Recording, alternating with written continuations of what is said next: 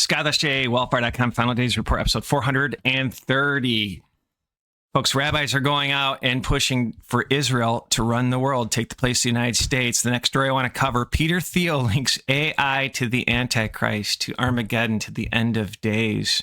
And the last story I want to cover is Alex Jones is the good cop player defending Palantir. We're going to just destroy that narrative from Alex. Is it all just a psyop, my friends? I sometimes wonder, all right, I'm seeing a bunch of rabbis saying that Israel needs to take over America's role as the New World Order superpower. Top rabbi, America is collapsing. Israel must step up as the New World superpower. And what's interesting when you read this article, it talks about the moral decay of America and the West.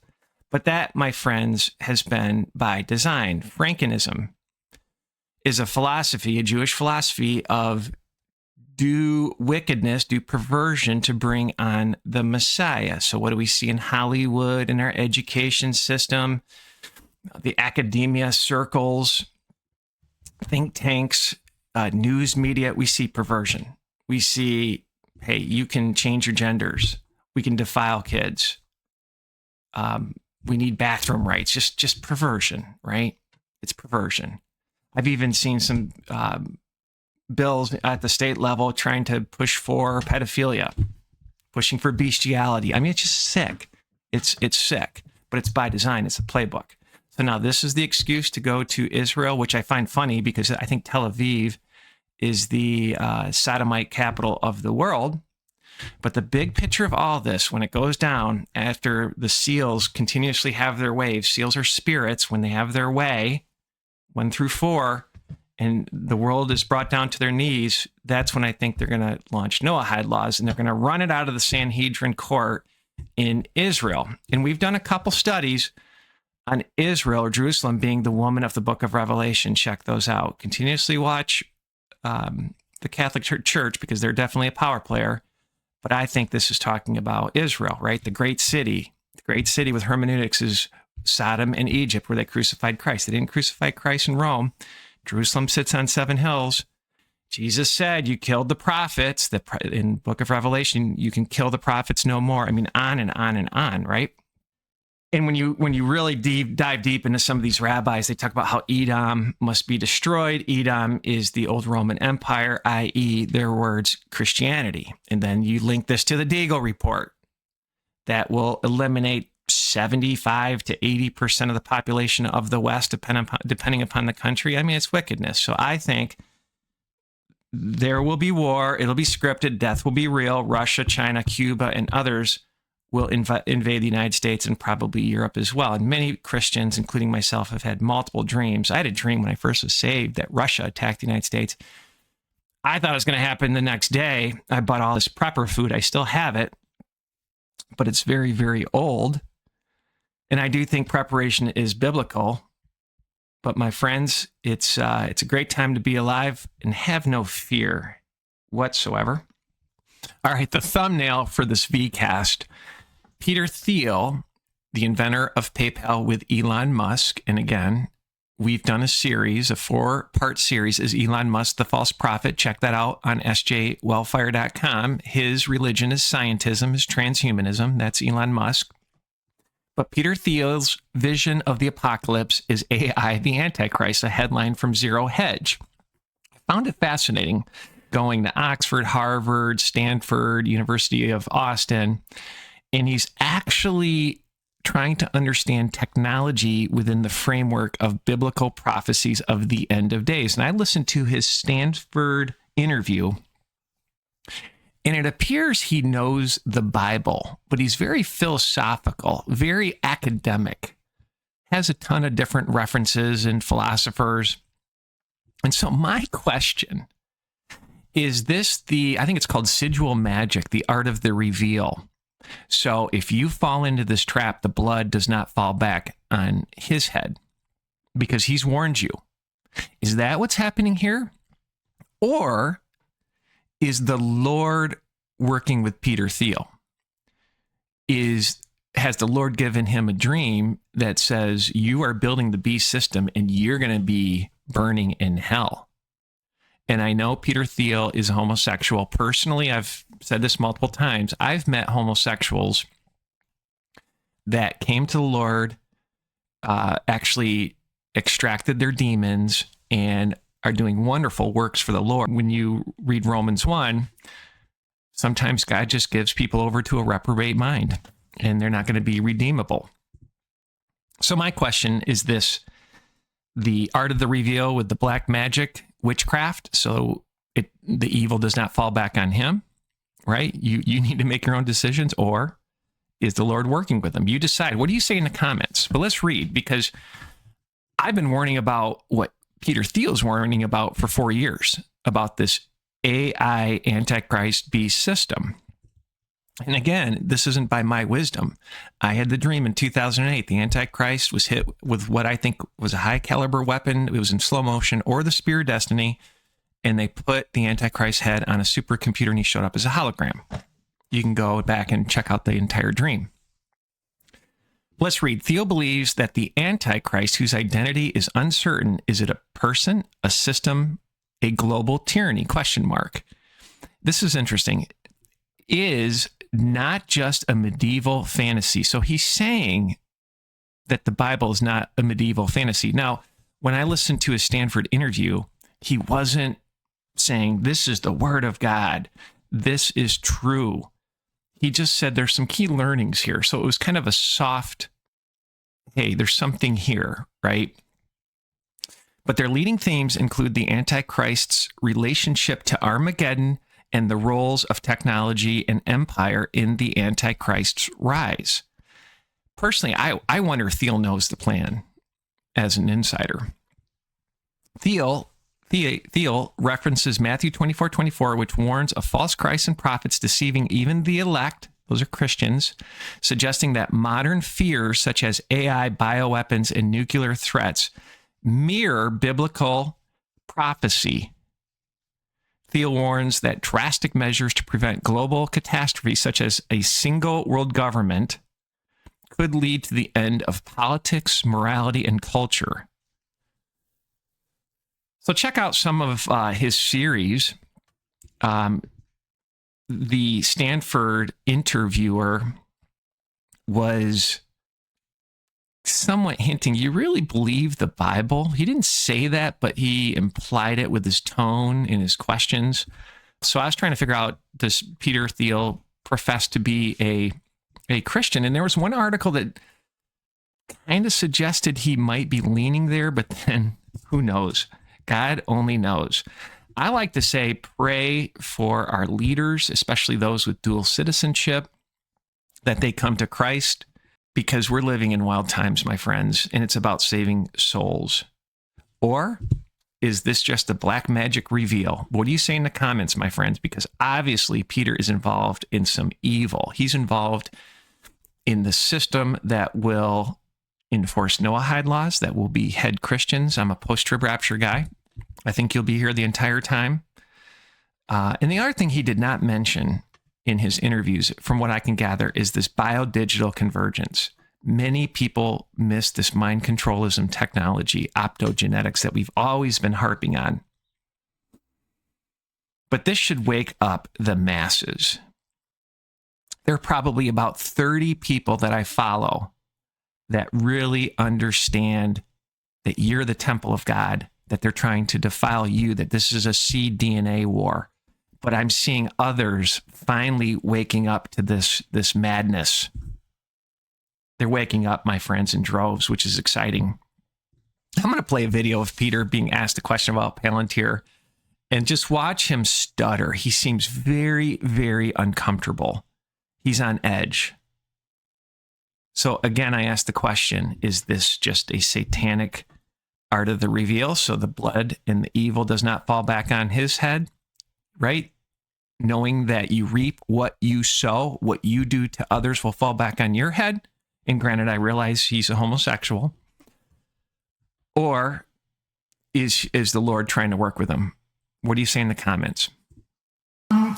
So what do you think about the use of artificial intelligence, or lavender, by the IDF in identifying Hamas targets?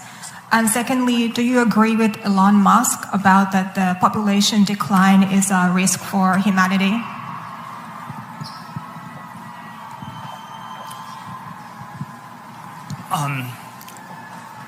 Look, I'm not,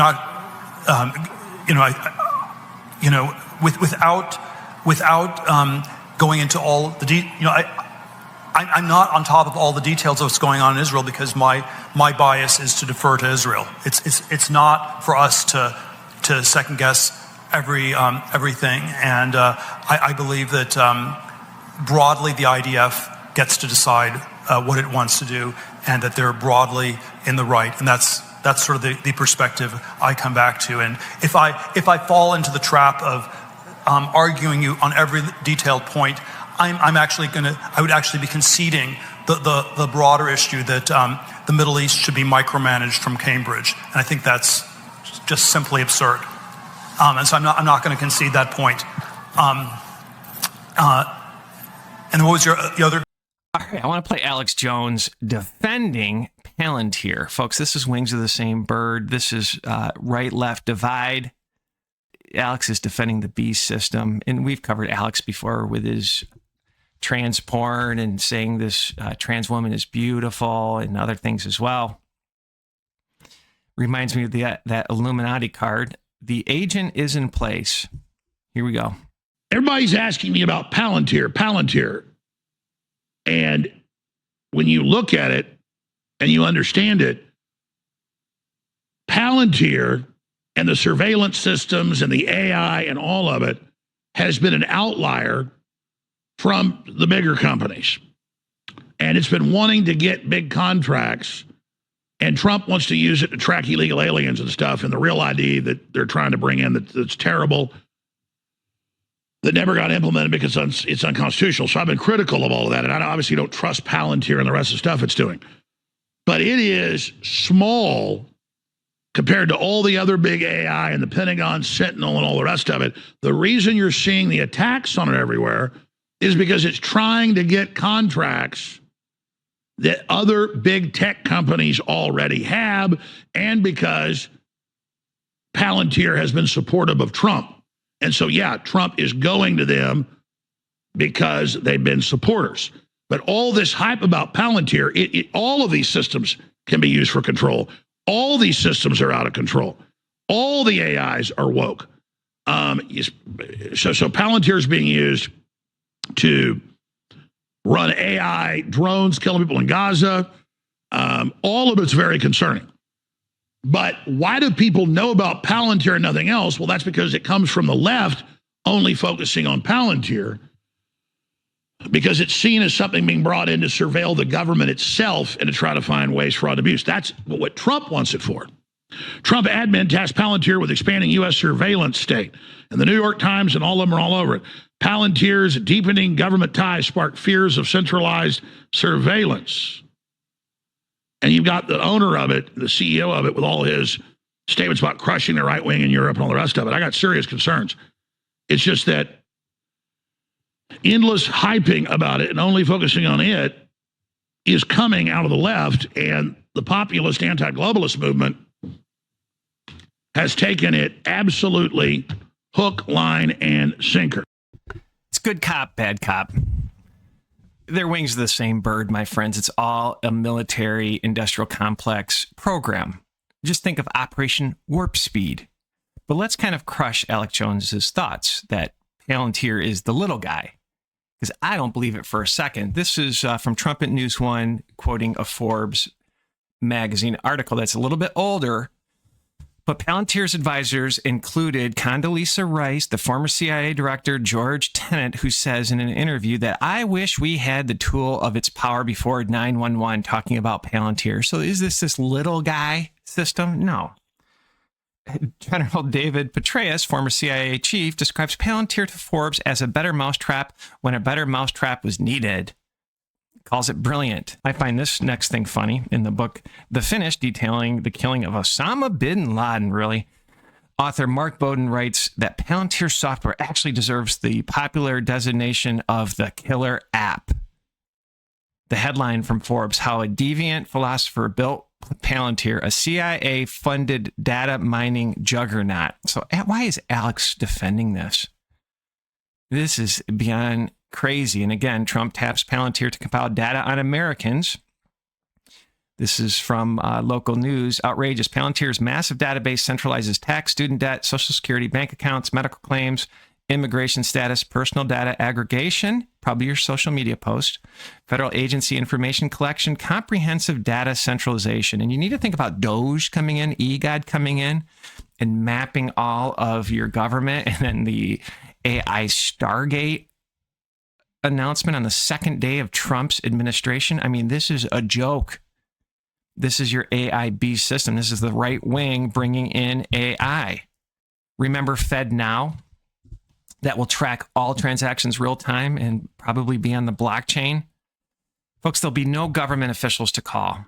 And then we have the psyop of we can't stop AI.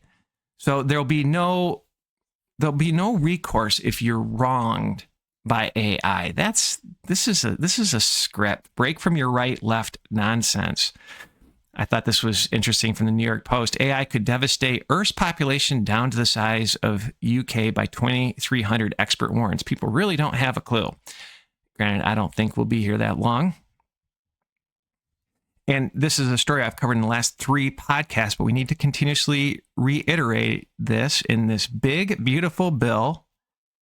Buried in Trump's big, beautiful bill is a clause that would ban states from regulating artificial intelligence for 10 years. This is the New World Order technocratic slave system. And again, you can't look at any of these articles in its own little silo. You need to understand the big picture that this is Google 3.0, the final government. According to Klaus Schwab, it'll be artificial intelligence driven. We have Doge, EGOD backwards. They scan it. They're gonna run the government with artificial intelligence, and then the money system, central bank digital currencies, cryptocurrencies, and lastly, biodigital convergence, hooking you up to the hive mind, measured and tracked via Stargate, Starlink, all of it. It's moving fast, my friends. But let's dive a little bit deeper into Palantir and the CEO. And some of his thoughts. This is what Trump is defending. This is what Alex is defending, I should say.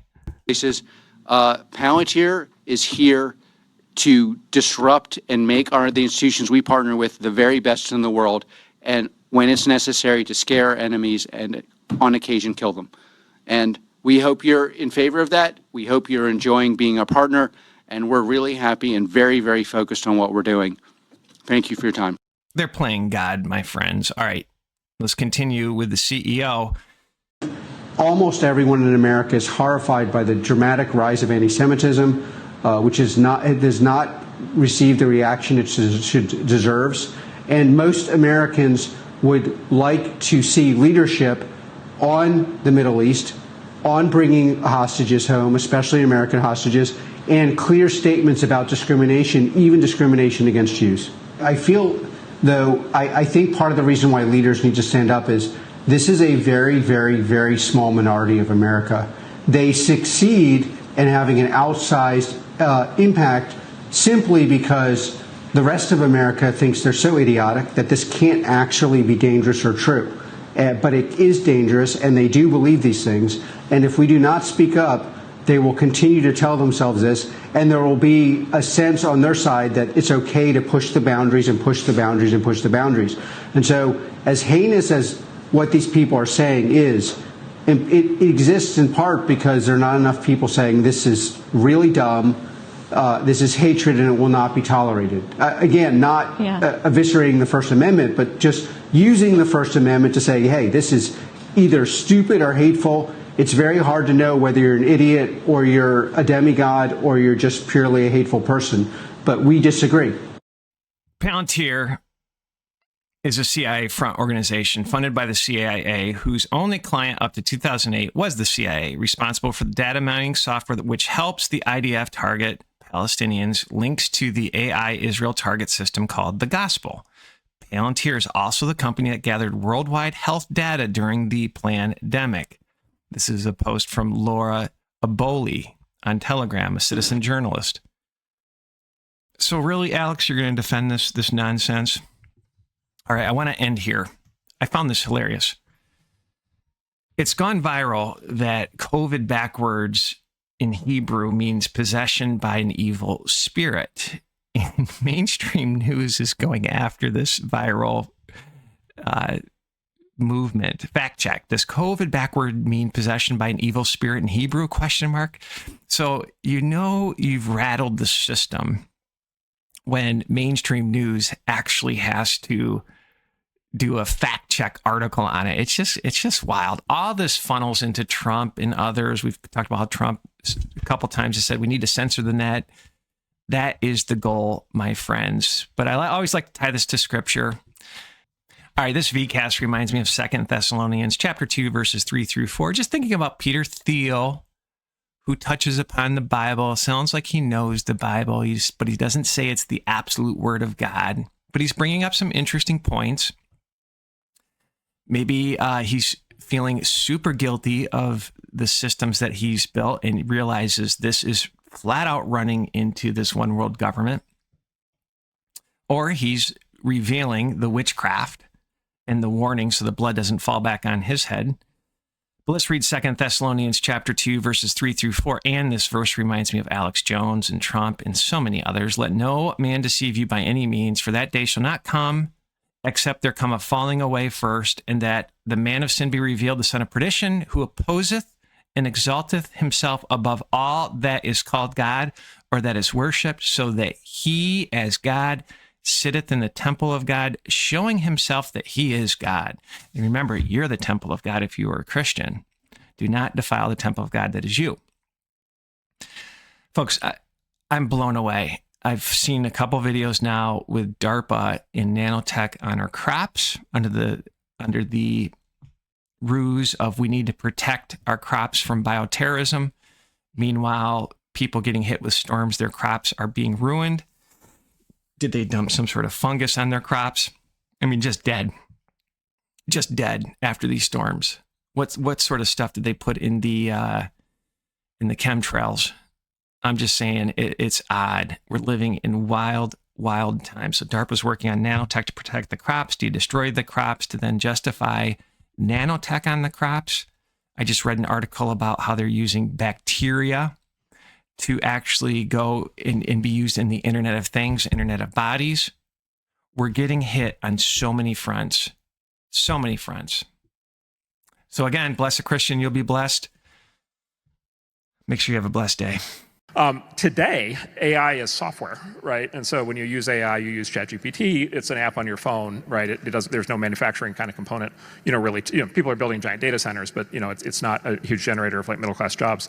But there's another turn on AI that's coming, which is the turn to embodied physical AI, which is robotics, right? And this is a transition that has already happened. It's already actually happened in drones, where drones went from being human piloted to actually be autonomously piloted. They now fly themselves. It's a transition that's happening in cars right now, right? Where cars went from, basically purely physical products to now basically being rolling computers that drive themselves. And if you haven't tried this yet, if you ever have the misfortune of finding yourself in San Francisco, take a Waymo. It's amazing to live in a cyberpunk future reality where you're in literally a state-of-the-art self-driving car that's literally out of the Jetsons driving past people who are dying of fentanyl overdoses on the sidewalk. I recommend having the experience at least once.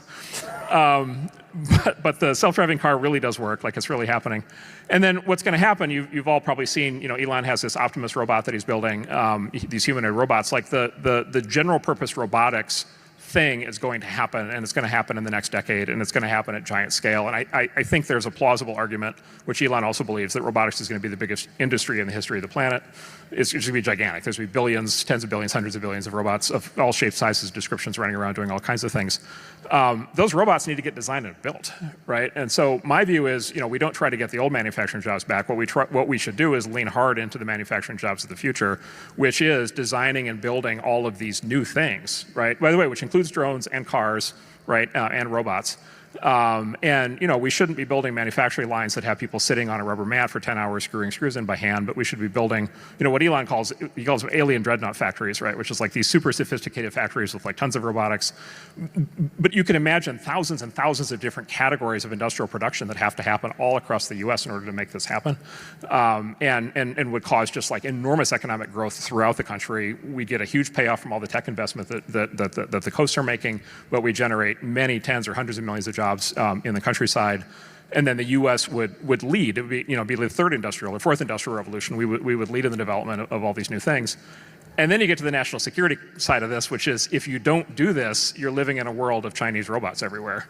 And that has, very profound consequences for, let's just say, profound consequences. And it's an important policy point. And I want to dig into this a little bit more. I was just in an interview up there, like, aren't we going to destroy tens of millions of jobs? Isn't AI scary? A lot of people are very scared right now with the disruption. I'm very excited about the higher productivity because I see it being disinflationary. I see it creating more jobs. How do we, if assuming we're aligned, how do we explain this to people? How do we explain this is actually a really good thing for the country? Because a lot of Luddites are going to attack this. They are going to try to stop it. Yeah, so the Luddites are wrong. The Neo-Luddites are wrong. They're wrong in the sense of for the reason they've always been wrong, which is the reality is we have not, in the last 50 years, been in an era of fast productivity growth, technological change. We've been in an area of slow productivity change, slow economic growth. AI, if it works the way that actually people either hope or fear that it's going to work, it's going to cause productivity growth to shoot up. That will naturally accelerate economic growth. But look, if it just stays as software, then the result of that is it's going to make the cities much better off, right? It's going to make San Francisco and LA and New York much better off and Austin much better off. But it's still not going to answer this question of what happens in the countryside. To answer the question of what happens in the countryside, you need to get to the next thing. You need to make AI hardware as well as software. And you're right back to that same prescription of basically reindustrializing the country. And again, not reindustrializing the country on the stuff that has already left, reindustrializing the country based on all the things that have to be invented and built. And it's just like we know, I'm just incredibly highly confident that there's going to be these giant industries of, computerized everything, AI powered all kinds of hardware of all kinds of shapes, sizes to descriptions. You're funding a lot of that kind of thing. I'm funding a lot of that kind of thing. I mean, look, the entire defense base has to get rebuilt around this technology. We're going to redo the manufacturing. We're going to build roads and tunnels and everything cheaper. It's going to be exciting. Yeah, and so this is the thing. This is the thing to do. Like to me, the path on this is very clear because we have to do this because it's necessary from a national security standpoint. We have to do it because we need it. We need the economic growth. We have to do it because we need an answer for the entire population of the country, not just the cities. And we have to do it because if we don't do it, China's going to do it, and we don't want to live in that world. IBM, the big corporation, is now developing an artificial intelligence called Watson, which is supposed to first help doctors and then replace doctors in making a diagnosis. For an AI like Watson, it is easy to have instant access to my entire medical history. Every disease I ever had, my DNA scanning, all the blood tests I ever took, and not only of me, but also of my parents and siblings and neighbors. You can carry the AI as a doctor with you in your pocket, in a mobile phone. Watson can be an application on your mobile phone. So even if I leave my home country of Israel and go to Beijing or go to Seoul and suddenly I feel sick, the doctor is with me 24 hours a day in every point in the world. He can constantly monitor my biometric data with the help of new biometric sensors. And when it detects that something is wrong, it immediately alerts the person, look, it's connected to the mobile phone, and it can alert the person, look, something is wrong, take your medicine. AI, a doctor AI like Watson, constantly measuring, monitoring many different biometric signals in your body, will be able to detect the beginning of diseases like cancer in a very early stage when it is relatively easy to do something about it. Of course, all this will necessitate to violate human privacy. Companies like Apple and Google will have tons and tons of data on your body, on your most private affairs and conditions. But my impression as a historian, not as a biologist, my impression as a historian is that when the public, people, will be given a choice between health and privacy, they will mostly choose health, not privacy. so privacy will decline, but the kind of health services that IBM Watson could provide for us will make current human doctors seem incredibly primitive.